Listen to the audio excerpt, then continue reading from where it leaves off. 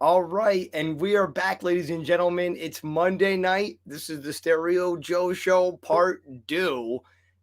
Facebook, I don't know what happened, but I guess it's par for the course with the world these days.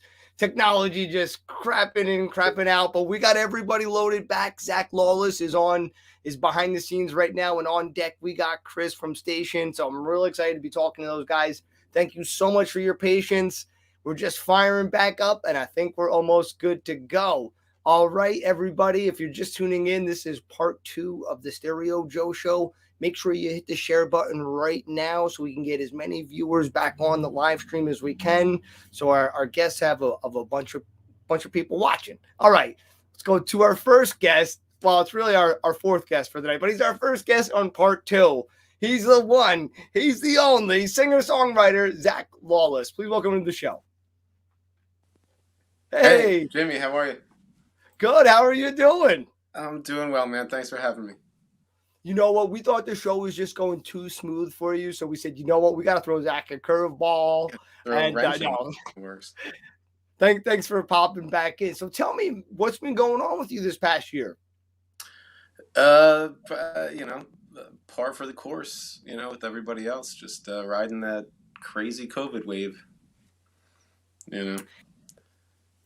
It's been wild, man. I know. Have you been able to do anything like that you normally wouldn't have a chance to, with a couple extra days off here and there, like writing new songs, learning a new instrument, playing a new sport? Yeah, I mean, I've taken the time to delve into uh, writing a little bit more, playing a couple different instruments. So you know, I always try to stretch out my knowledge a little bit about music anyway. Um, you know, I love playing different instruments and stuff like that. So it's always a challenge. It's always fun for me. Yeah, you do a little harmonica. Obviously, you got a guitar in your hand. I know you sing, but what are some of the other ones you do? I play ukulele, like a concert ukulele and bass ukulele. I play a little bit of piano, a little bit of bass, some drums. Drums were my first instrument that I learned in Oh, elementary school was a snare drum. You know, was in the in the band. Yeah, I lugged that thing around with me everywhere for a solid 2 3 years. and you had that drum pad too, right? Yep. Oh yeah, the dampener. Yeah, the I dampener pad. hated that thing. We always had to use it. My dad Served never its wanted to hear purpose. it. Served its purpose Yeah, it's called sanity for the adults. No, for the rest of the family. Yeah. that's great. So now, are you one of those guys that has like 80 guitars like me, or do you have like a couple? What's your favorite one to play? I have a couple, mostly acoustic. This one has been with me. This is what really started it all. This is a handmade acoustic guitar by a guy named Jim Palmer from Canadensis, Pennsylvania, and I actually got this as a graduation present. And he was an old guy. He was a wood inlayer for years and passed away not too long after I bought this from him. He had gotten an allergy towards the sawdust and the wood that he was working with. So he ultimately had to sell all of his stuff. But I got his last acoustic guitar. He sold it to me for $200 with a hard case in 1994, and it's been working for me ever since. Oh, that's awesome. And if you had to guess, how many songs have you written on that bad boy? It's been with you a while. A lot, yeah. A Yeah, lot. Yeah, that's awesome. yeah. And now, like, do you have like a certain formula for your songs, like a verse, chorus, verse, or is it anything goes every time you sit down? It could be anything. It could be anything. It depends. Some songs come through; they just kind of channel through, and you know, I'll hit record on my voice memo on my phone or whatever. Some will just kind of channel through, which you know you kind of can pick apart and reorganize and whatnot, and kind of edit and uh, others take a while. Other songs. Uh, I've worked on songs for years, and just kind of coming back to them, finding that channel. I think that's the biggest thing for songwriters is finding um, that connection to whatever it is out there, that great song, that great that infinite library that's out there. I feel that when people channel that, and some can do that more often than others, but when you do that, I feel that that's when the real good stuff comes out. You know. Absolutely, absolutely. I love music, and it sounds like you really do too. And I know we're in for a little treat. I'm gonna jump off real quick, let you play that song, and then we'll be right back on the other side to talk about it. Great. All right, a song called "In Our Dreams."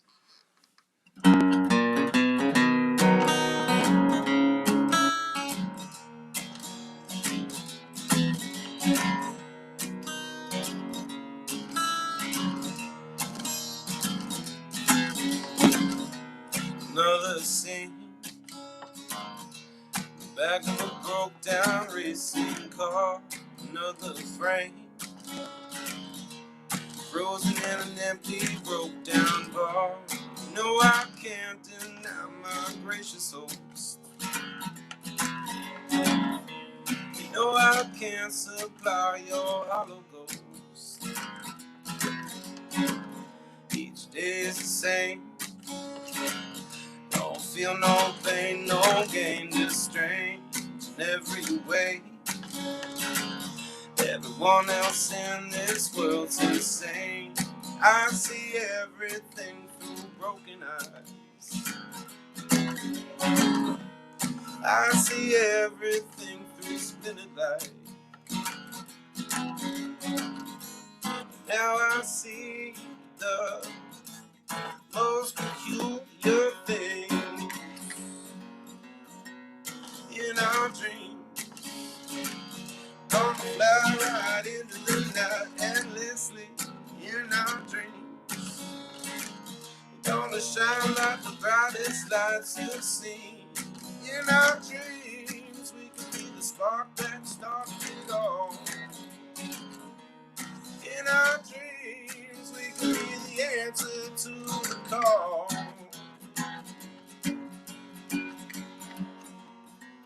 Took back myself from the pages of this dusty, worn out shelf. Look back for help.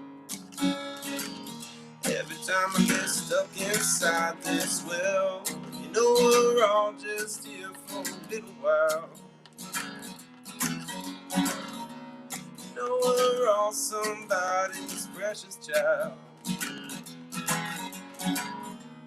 Another scene, reflected in a broken window pane, and never ends the same.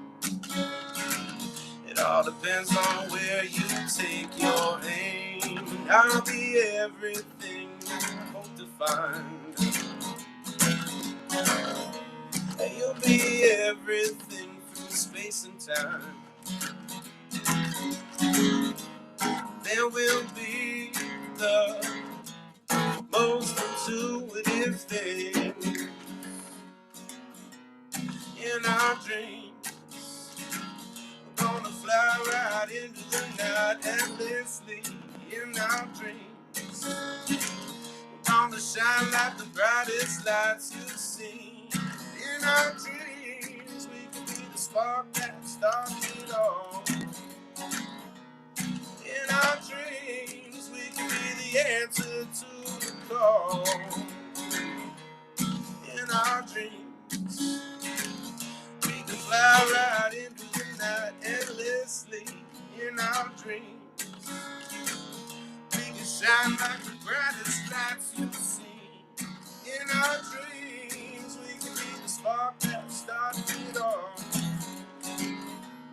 In our dreams, we can be the answer to the call. In our dreams, in our dreams, yeah. In our dreams,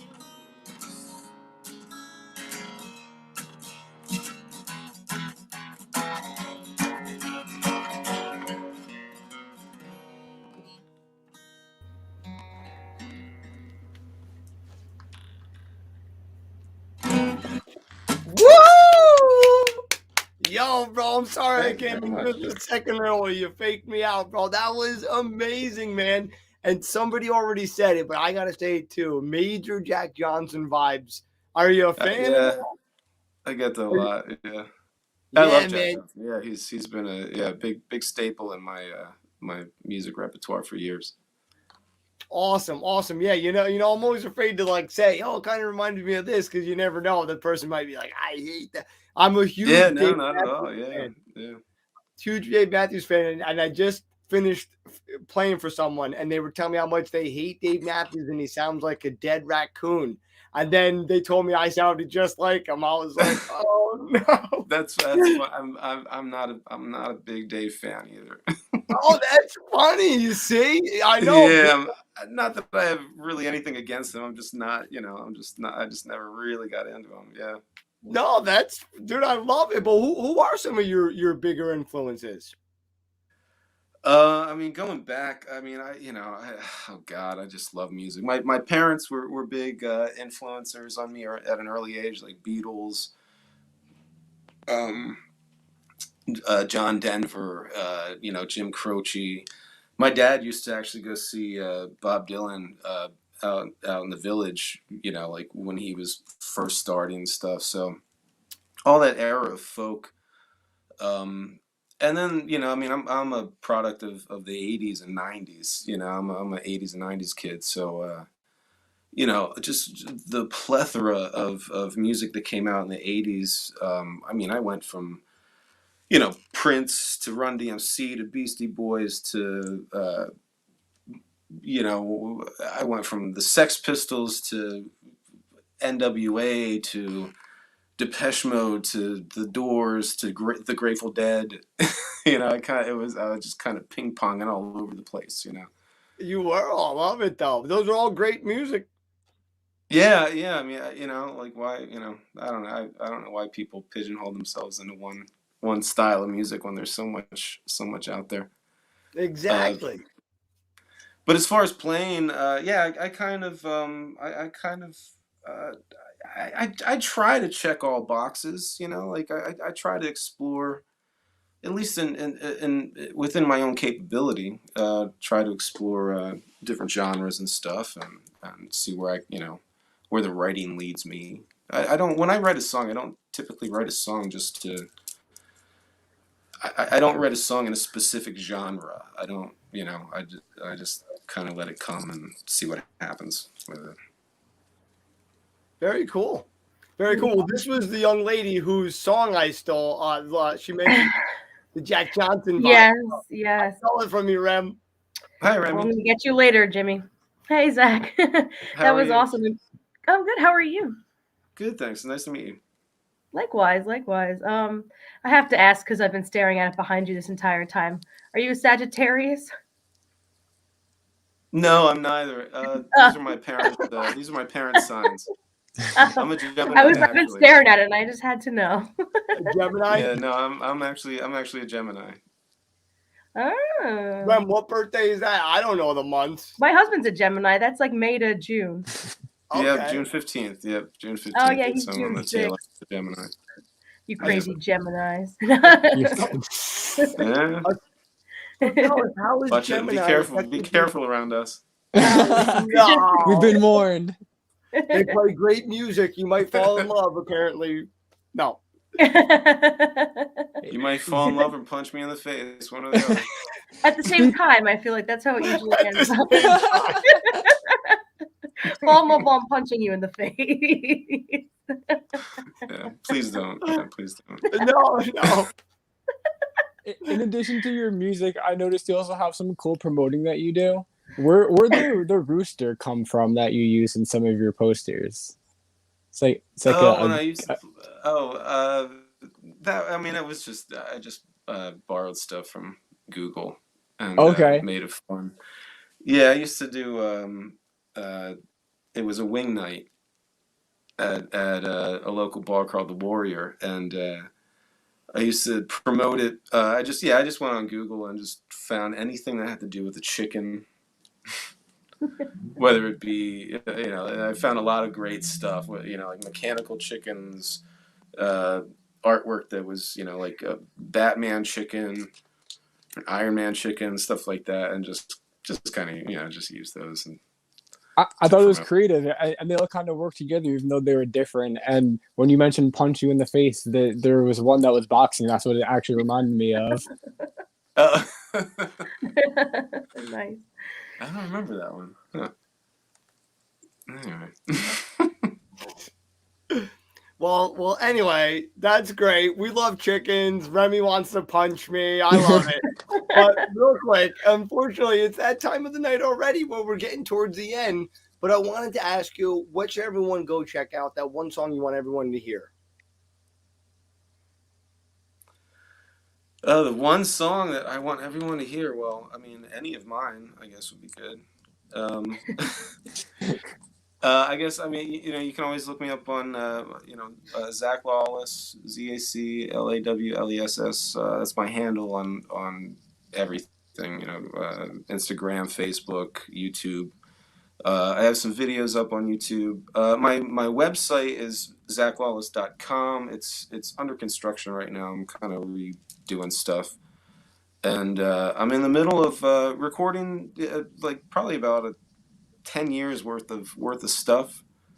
So look forward to that. That should be, I should be in the next year anyway. Should be coming out and on Spotify and all that stuff. So I have some gigs coming up. I got I'm playing this Friday the 5th at Pocono Brewery in Swiftwater, PA from 6 to 9, and then the following week I got Derailed in East Stroudsburg from 8 to 10, and then Yard of Ale on Main Street in Stroudsburg from 8 to 11. So that's what I'm doing the next couple weeks anyway. Awesome. Excellent. All right, getting out there and gigging. I love it, hitting the road. Guys, if you are in that PA area, make sure you go check Zach out. Real nice guy. Great songs. You're going to be bopping in your seat. Also, go follow him on the socials. Thank you guys so much for having me. I appreciate it. Thank you. It was a pleasure to meet you, Zach. Absolutely. Thank we'll you catch guys. you again. Pleasure meeting you. You're the man. Please. Nick, great job. You always get such great guests on. Guys, if you're just tuning in now, that was Zach Lawless. He's from the Pennsylvania area. He's a singer-songwriter. Go follow him right now. Otherwise, Nick will come find you and steal all your food. Damn it, Nick. No, guys, Remy's going to be right back. She has to go check the chicken in the oven, and Nick has got to go do something. And I got to talk to another guest. I got our final guest hanging backstage, guys. If you're just tuning in now, hit share. We had to rebroadcast, so we want to get some more people in here right now. We got our last and final guest for the evening. I can't wait to talk to him. He's a guitar player just like your boy right here. I was asking him before what type of guitars he plays. He has a cool one. Let's find out what it is, guys. Please welcome to the show Chris Lane from the band Station right now. What's up, Chris? Hey, man. Thanks for having me. Yeah, my pleasure. How's it going? It's going. It's Monday, so as good as a Monday could be. I know. It's Monday. It's getting cold. The leaves are falling. It's just after Halloween. Are you one of those people that switches holidays right away? Like, my one friend, it was November 1st. They said, Merry Christmas right away. I'm like, already? I'm like, give it a second. We got Thanksgiving. Are you one of those people that jumps right in, or how do you do it? I'm not really a season person in the sense of like, it's not like I like Christmas season, Halloween season, whatever, but like Christmas is on Christmas Day, Halloween is on Halloween Day, and leading up to it, it's just Monday. So like, I'm not, you know what I mean? Like it takes, I would say maybe like the 2-3 days, before Christmas. That's when, like, if there's snow, especially, that's really nice. But like, other than that, I'm just kind of like, it's just life, I know, it gets crazy. I was just in Walmart, and of course they had the Halloween stuff, but they also had the Christmas stuff. I'm like, oh my God, it's crazy. But anyway, but all right, enough about that. So you play some music. Tell me a little bit about the band you're in. I do play music. I play in a band called Station. We're based in, well, I don't know where we're based anymore, but we all live around the Northeast. We started in New York City, and we play, just, I think they're calling it the new wave of classic rock. So you know, that's kind of what we've been calling a genre, but it's very just, you know, rock and roll influenced by the 70s and the 80s and the 90s and things like that. That's awesome. Now, who are your top 2 or 3 guitar influences? Guitar influences? I mean, my favorite players are people like Dave Gilmour and Neil Schon, John Sykes, Steve Lukather, people like that. Now, did you listen to them when you were growing up, or they someone you found a little later on in life? Do you have like that guilty pleasure that you're like, I can't believe they were my idol growing up, or something like that? Or Well, growing up, I didn't start playing the guitar until I was like 16 and a half or so. So when I was younger, my parents just constantly played classic rock around me. So I had a lot of Pink Floyd around me. That said, though, it was always like, I would say the Pink Floyd hits. It's the Dark Side of the Moons of the Pink Floyd catalog, you know? And it wasn't until later when I really got deeper into it that I really got into specific stuff all around.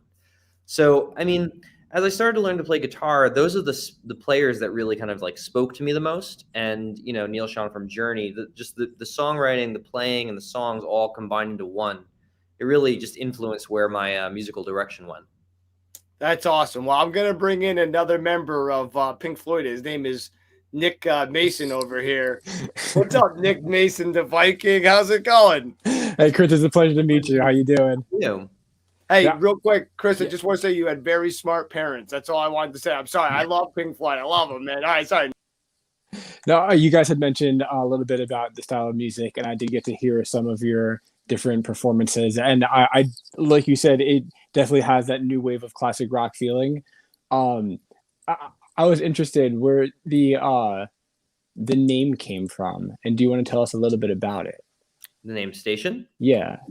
Oh, it comes from Bill and Ted's Bogus Journey. It's, Station is the alien that's part of their band at the end of the movie. Nice. That's awesome. I was not You know expecting that. what? Thank you for knowing that movie. So many people don't know Bill and Ted's Excellent Adventure, A Bogus Journey, Wild Stallions, Rufus. Yes, I love you, Chris. They're coming out with another movie. Have you heard about this? It just came out. Oh, No. well, apparently I haven't heard about that. Yeah. Face the Music. Oh, Remy's back here laughing at me. Remy, did you know about this? Yeah, I mean, where have Oh. you been? Under a rock, man? Come on. Under rock and roll. Good All one. right. Yeah. Now it's funny. We have 4 guitarists. Remy's a bass player, but we Hi, got Remy. 4. Hi. Hey, we got 4 people. Nick's a Gibson guy. I'm a Fender guy. Remy, you're what is your one again? I can't even. I have a Fender and a Carvin. Well, it's Kiesel now, but Kiesel, that's what it is. And now, Chris, you are a Jackson. You were telling me. I play Jacksons, yeah. Very cool. And what do you now? You were telling me your guitar is a little bit cooler though than just the regular. Like you were telling me there was something about it. Well, I have a few. I mean, my main touring guitar is Jackson is an SL1, which is it's a neck through. It's hum single. It's just the thing I like about the SL series is that the necks are thicker, and I prefer like a thicker piece of wood in my left hand. I was saying before, I'm a very light player on my right hand, so it's actually a really nice balance because with the pickups and with kind of what I can do with the guitar, I can really accentuate my style of light on the right, but kind of a grip on the left. That's cool. And you were saying it was like new wave classic rock, I believe was the comparison you said in the beginning. So what kind of effects are you using on your guitar to get that? Using like a phaser, like a certain type of distortion? What are your main setups? Well, I mean, the new wave of classic rock thing isn't something that we came up with. We were in Guitar World magazine in June, a bunch of bands, and they labeled us as one of the 15 new wave of classic rock bands, along with like Tyler Bryant, the Shakedown, and the Struts, and Greta Van Fleet, and stuff like that, Dirty Honey. So, I mean, that was just something that we liked the sound of it because it was a really good kind of way of summing up the elevator pitch of music, if you will. In terms of the actual, like you're talking about from like a live standpoint, what do I use? Yeah, exactly. Like when you got your board on stage, do you use a board? Do you use like little effects? Do you use a multi-unit thing?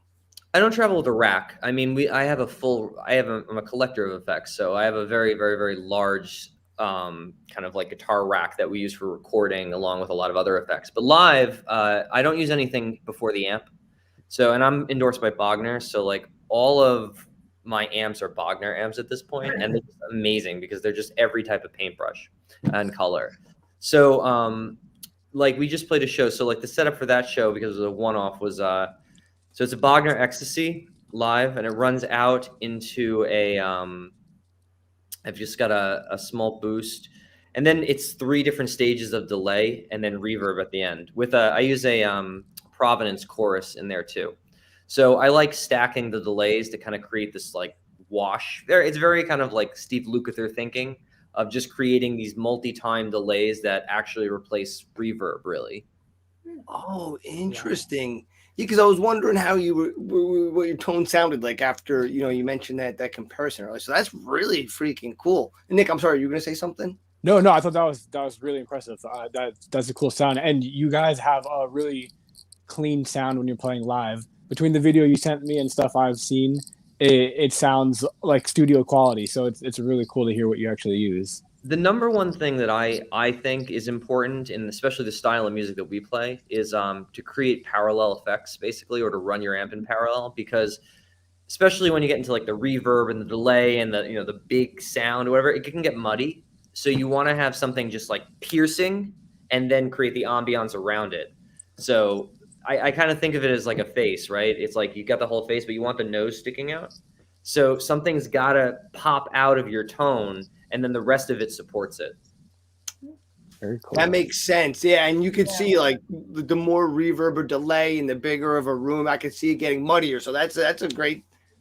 I just learned something. Now I'm writing it down. Bam, boom. I'm here on live for guitar tips. That's awesome, man. Yeah, and do you have any other live sound tips like that maybe the average person doesn't think about when they're coming up through the ranks like me? Something like that. Like that's a great one. I mean, well, in normal times, we tour a lot. And one of the things that you always have to kind of weigh is who's going to carry the equipment. So you get into this place where like, sometimes you're going to do a short run, or you're going to do something where, you have limited room or smaller stages perhaps. So you don't want to like, bring in the 80 different pieces of gear. So I've always found that my touring setup can be adapted into either a stereo rig or a mono rig. And I like to call it kind of a damp sound, where I've got stereo wet, but I'm still running that parallel through each to get that piercing thing. So when you get into a stereo miking situation, though, you have to really trust the sound guy as well, because then they have to know how to pan and know how to do it. Otherwise, it's just lost, and it's just this mess of sound behind you. So, sometimes when we go out, we'll bring multiple amps, multiple cabinets and stuff like that. Sometimes it's just a mono rig, just depending on what we're doing. That's very cool. Very cool. Yeah. And like you said, sorry, Rem. No, I I was feel just like agreeing. I'm talking all the time. It is really cool. Yeah, and you were saying this year has been a little bit different than years in the past with the touring and everything. Do you have any hope for any signs for the future? You guys already kind of booked up, or kind of playing it again, same type of thing for next year? Well, I mean, touring stopped in March of 2020, and we played our first show actually last Friday, 2 Fridays ago. I don't know, October 22nd in New York City. And, it had to be a one-off just because we can't actually book a tour that makes sense right now with cancellations and a lot of the issues with merch and things like that. I mean, the other side of it too is that, with a band our size, we travel with a crew, and, it's also the consideration of being like, if you want, to have someone basically setting up a merch stand, how do you manage it? How do you do it safely? Every different area has different venue restrictions, and it's very complicated. What I will say though is that I feel pretty good about the fact that in spring we're already talking about going back to like what I would call a normal tour, playing 20 plus days on the road in a row, and not just like traveling out to one at a time. So, I hope that happens. I think it's going to happen. I've said these things before in the last year and a half and been proven wrong. So, I mean, Hmm. right? I mean, that's Yeah. really what we do right now. Do you have a favorite venue or city that you've toured to? Hmm. Yes. I don't know. It's I think that I have favorite shows that I've played at venues. Like Bogarts in Cincinnati is an amazing place to play. That was an amazing place to play. Personally though, I mean, where are you guys from? You're Mostly Jersey. Jersey and PA. Jersey and PA? Hmm. There used to be this place called Tubby's in Duncannon, Pennsylvania, right near Hershey, that unfortunately burned down. That was a great place to play. But yeah, I don't actually. I don't know if I have a favorite venue. I mean, actually, we play at our Lean's Grocery in New York City a lot. We kind of call that our home. That's where we played 2 weeks ago. Oh, That's up there on my favorite venues because I mean, honestly, it's our home. You know what I mean? Like that's how the band came up, and it's natural to us. You're right. Sure. That's great. Yeah, I've I'd heard it's a really cool spot. Hmm. Yeah, I'd love to see you guys at a show there. We got to link up a little bit more after, and I want to find out because that'd be really cool to get out there to see you guys and see what you do. Now, Yes. and now going back to the band a little bit, how did you guys all meet? And how many years has it been? It's been a while. So Pat and I, the singer and I, we met on September 11th of 2010, and we had a very similar story. Pat was in a more of a metal band, grew unhappy with it, quit. I was trying to put together some kind of rock band, wasn't working, and essentially quit. And I think that I can't remember what the website was, but I found an online classified that he had posted, and he put up these 3 videos, and I was just like, not into the music, but I could tell that he could sing. So I took a gamble on it, and our first phone call, I kind of tell people there was like Chariots of Fire with us like running towards each other in the field. Because I mean, I grew up in the late 90s, early 2000s. By this time, 2010, I had just come out of college, and I had not had much success finding people who felt the same way that I did about certain styles of music. I'll put it this way: I hadn't met many people with my haircut. And, You do have great hair, by the way. I grew it myself. And when I talk to Pat, the thing is that like it's kind of like going on a first date where you don't want to say something overly forward, aggressive, way out of left field that you're afraid is going to turn the other person off. So, on our first phone call, you get like what bands do you like? The Beatles. I've heard of them. I like the Beatles too. Good. Of course you like the Beatles. Everyone likes the Beatles. But then, I mean, in the same conversation, we got to what do you think of Living Colour? What do you think of Skid Row? What do you think of that? And, the more advanced kind of like, and it's not even that deep of a cut, talking about like 80s rock. And once we kind of established the fact that we were both into that kind of thing, that's when the floodgates were open. Because it wasn't like, I like this band called Iron Maiden. It was like, I like that song and that part of the guitar solo that no one knows, like it's just, so we kind of realized that we were like musical counterpoints of each other, and we've just been doing it since. And, we found the other guys as we kind of went along. We started playing with a band that we actually hired to play, and then slowly built the airplane while we were flying it. That's interesting. Awesome. Yeah, it's cool. We Yeah. talked to okay. We talked a little bit about your live music and how the band got together. You guys recently did an album, I believe it's called Perspective. Mhm. Can you tell us a little bit about that, and if you had any hurdles that you had to overcome when actually putting it together? Yes, it was COVID. Sure. So we released Perspective on October 8th, and we were very fortunate because it went to the Billboard charts, on different charts, and we were very pleased with the fact that we were able to kind of like release something with some reach at least. You know what I mean? Because the problem is that right now, this is the first time we've ever released an album without an immediate tour to play, and for us that was very stressful and very anxiety inducing because it was kind of like, I'm a very kind of, I don't know what to call it. Like, I'm not a very big online person, I guess, if that makes sense. You know what I mean? Like, I know that makes me sound like I'm 90 years old, Still have a flip phone over there. Yeah, I've got the rotary phone somewhere.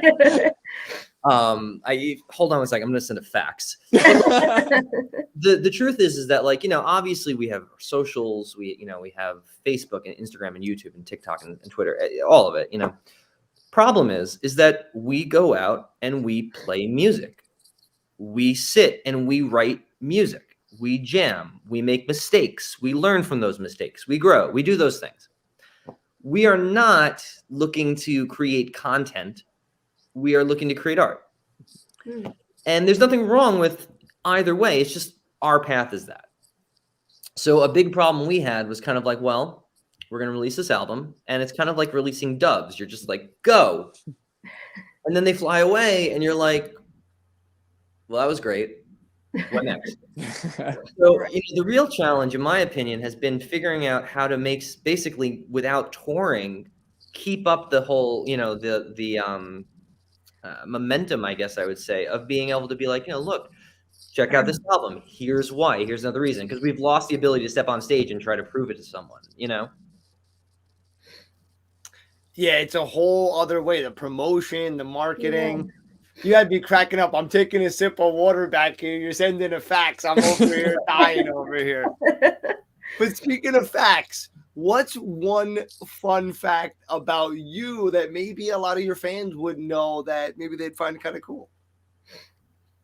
One of my RAs in college was Donald Glover.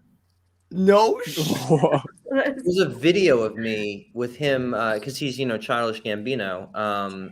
Him freestyle rapping and me playing the guitar in the background of him with him. Oh, That's that awesome. is super cool. Man, I don't have any cool stories like that. I didn't go to school or We have to hang fun. out more. Apparently, I'm like, damn, that's awesome. Your band definitely seems like a lot of fun, though. What's that? Your band definitely does seem like a lot of fun. I think I even saw a video of you guys at Sweetwater get into some fun. Do you want to tell us what something that seems out of place but kind of cool in their tour? You talking about the slide? Yeah. So Sweetwater is, an online music retailer, and I buy 99% of my stuff from them. You know what I mean? Like I have very few places that I go to get stuff, but I have the reliable sources, and Sweetwater is a huge part of that because, all my studio gear and stuff like that comes from them. So they're based in Fort Wayne, Indiana. And we had passed the Sweetwater building, like, I want to say maybe 25 times. I mean, I knew what it looked like even. So one day we're talking about it, and I was just like, I wonder if they offer tours at Sweetwater, just because as a musician, I just wanted to go in and see what it was like. I got in touch with them, and it turns out they have a performance space. So we were invited to go play. We played like a midday acoustic thing for like in their, it's essentially a cafeteria, but it's a whole campus. They have like little stores and little shops in there and stuff. And then they gave us a tour, and there's like a 2-story slide in the middle of the building. So like idiots, we just went down the slide. And as you can probably tell, none of us are, athletically gifted in any way. So, it's a miracle that we didn't get hurt. But, other than that, it's an amazing place to visit. That's so cool. And I love Sweetwater. They have such great customer service and great collection. That's awesome. So all right, you said you buy a lot of stuff there. That got me thinking, what gauge strings do you use? And do you have like a certain one like you religiously use? You buy the same brand every time, or? Yes, I have backups of my backups to back up the backups. I'm a creature of habit, and strangely enough, I don't change out guitars. I am put one guitar in my hand at the beginning of the show, and I will end the show with it, minus a problem. But I use 10. I do Diodario's. I can't. 1.14 Dunlop Tortex picks, like the purple ones, and if for some reason they change the color on it, I don't know what I would do.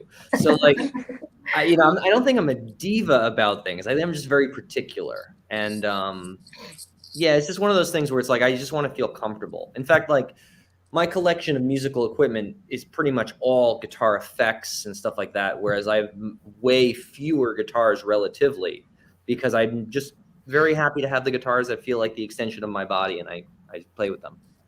Cool.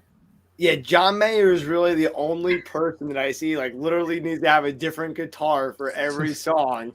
I'm the same way as you. I bring a backup guitar just in case like a string breaks mid song. I can pretend I'm Stevie Ray Vaughan and switch it. Other than that, it's just like the one guitar for me.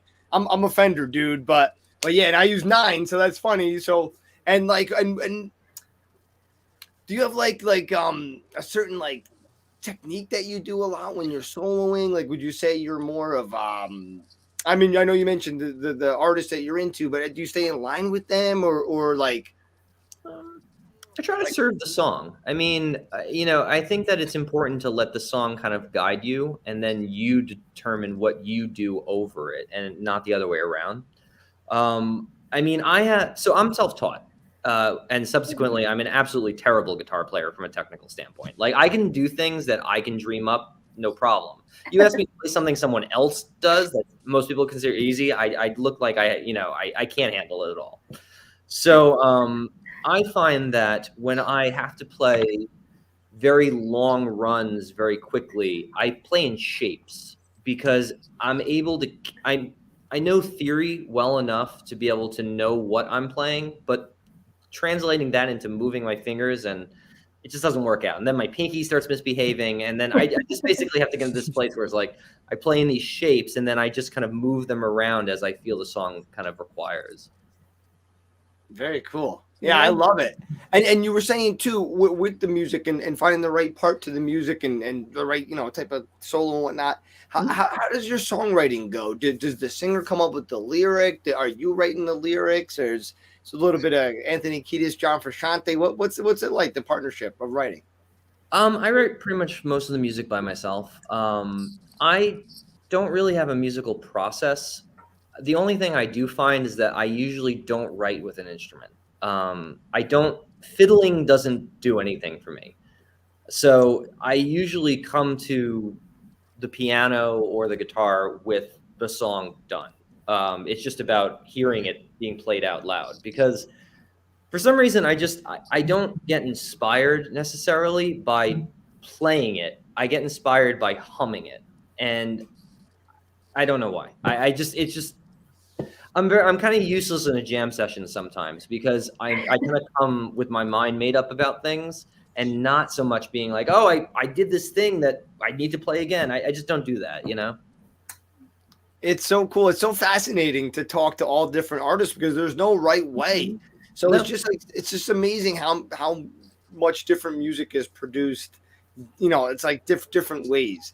And speaking of different, who is that one different artist I think that you wish you could work with? Like a different style of music that wouldn't normally be stations. Like is it like a Katy Perry or something? Not Katy Perry, but like Kenny G or something like that. Like, who is there one artist that you just think would be really cool to collab with? Like to write with or like to perform with? Either one, but that's outside your norm. From a writing standpoint, I'd love to write a song for someone like a Katy Perry. I mean, I love pop music, so that would be great. From a performance standpoint, like if someone jumped up on stage with us who was in a different style of music, I don't know. I know that's a tricky one.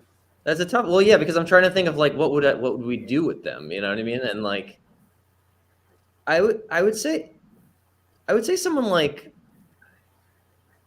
This is a good question. I don't know. I wasn't prepared for this. I know. It would be like an instrumental or a vocalist. Country, rap, reggae, classical. Can they be dead? Yeah. Oh yeah. Nick prefers that because he's necromancer. I was gonna say the more dead the better. Preferred. I'm not even gonna go there, but if I could like play music with anyone, I would love to do something with like Ray Charles, something like that, because in my opinion, so this speaks to a little. It's a combination of both the performance element, but also the production. There's something so rich about those records that allows like a musician to kind of snake through it. It's like kind of why I love Steely Dan, is because if you listen to Steely Dan and you close your eyes, you can walk through the recording. Like you can actually like kind of look at the guitar player over there and then look at the bass player over there and kind of hear what's going on. And if you listen to certain things, it's not perfect, so it feels very human. And like I don't know, one of the greatest kind of like things I've ever done was just like, the art of deep listening. You just sit there and listen to it, right? With Steely Dan especially, you can hear some stuff that you would just be like, I think I might have asked them to do it again in the studio. You know what I mean? Like it's really not a perfect stellar performance sometimes, and you're just like, but that makes it so much better because it's just there's some kind of magic playing with that. Ray Charles's music to me is a lot like that too, because there's just something that you can like walk around through it, and it's very human.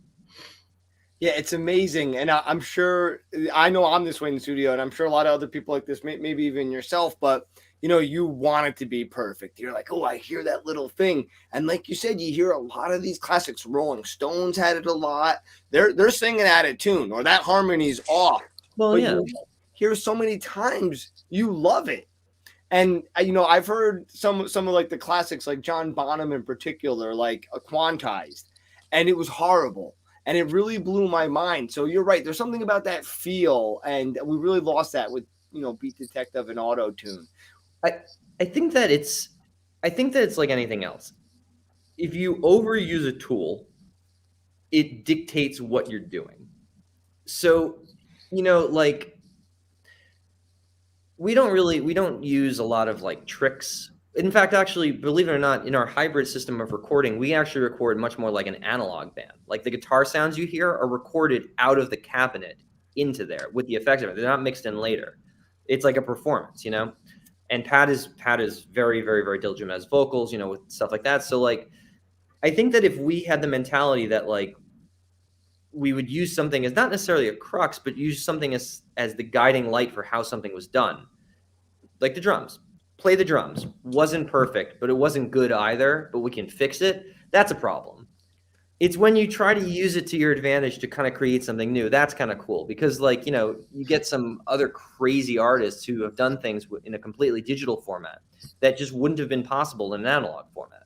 So like, it's just depends on what you do. It's your intention, I love it.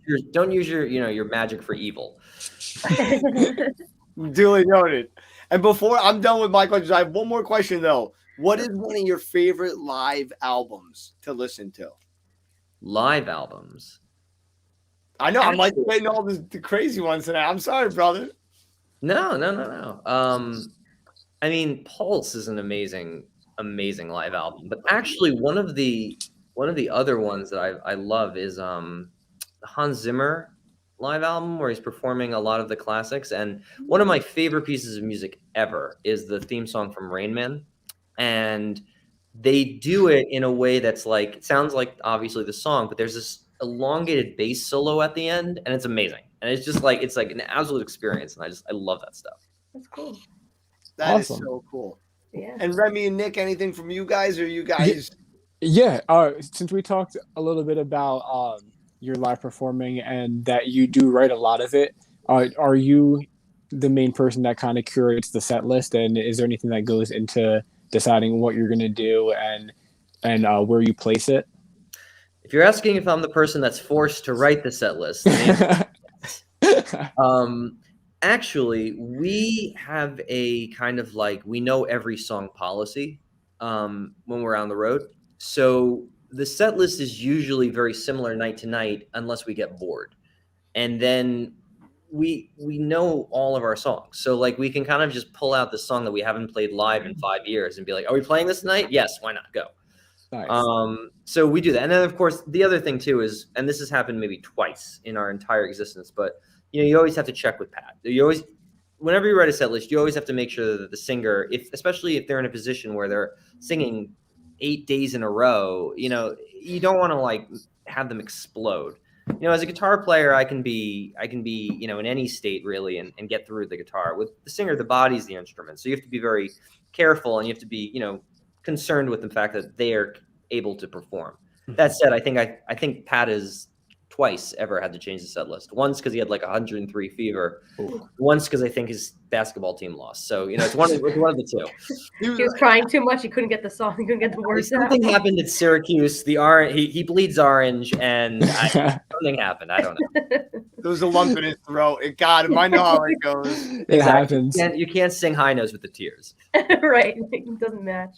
I've And been there. Yeah. And speaking of set list, you guys recently made a post about when you came back for your first show. You asked the fans what the first song they wanted to hear was. What was the first song you chose and why? We played the song "All You Need Is a Heartbeat," and the reason we do that is because it's just a really good, for us anyway, intro song. It's a song that starts out big, gets lower in energy, and then goes back up. And we love starting the set like that.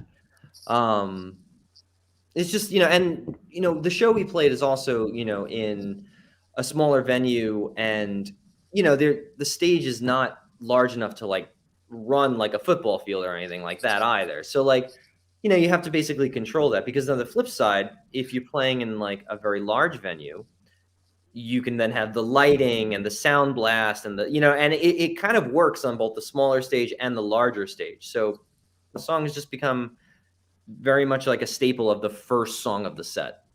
Nice. Yeah, Okay. Never open with a ballad. It's a bad idea. Yeah. Good point. Well, I love it. Well, I know I've been talking to you for a while now, so I feel bad. So before we let you go, where should everyone go to follow you guys? I'm going to put your links up, but where should everyone go? What's something you want people to check out? Well, our website is stationband.com, but everything else is Station NYC. Everything: Facebook, Instagram, Twitter, YouTube, everything. Very cool. And you guys are going to be back in effect, hopefully next spring, on the road a lot more. So everyone should be staying tuned. And, one of the things I love about this show is, it's cool to get to talk to the artists and learn different things about them. And I thought we did a great job tonight of that, getting to know you better. And hopefully your fans are all going to watch this, because I learned a lot of cool stuff, and I'm sure they would have too. So I just can't thank you enough for coming on. It was a pleasure to meet you and talk to you. Thank you for having me. And yeah, if you Absolutely. ever want to come to the show, you're always on the guest list. And I think that are you near Philly? Yeah, not too far. Maybe like an hour and change. Not too I bad. think Dobbs opened up again. Oh, Yeah, so we got to get found down that. there. Yeah. Yeah, let's that do would it. be cool. And I'd even love to share a stage with you one day. We got to get a little bit bigger, but one day, we never know. We'll be there. Well, that sounds great. Be awesome, bro. Well, you're a great guy, and everyone go check out Station right now. And thanks again, brother. Nice to meet you. Thanks for having me. It was a pleasure, Chris. Nice to meet you. Thank Take you. care, man. Bye-bye. So long. All right, guys, if you're just joining in, that was Chris Lane from the band Station. Great guy, really smart, really cerebral, knew a whole lot of stuff. I thought it was such an interesting interview. Yeah. Nick, Remy, you guys are beautiful. Thanks so much for always coming out and dealing with me looking like this the whole night. For part 2 for Stereo Joe, I'm Jimmy J.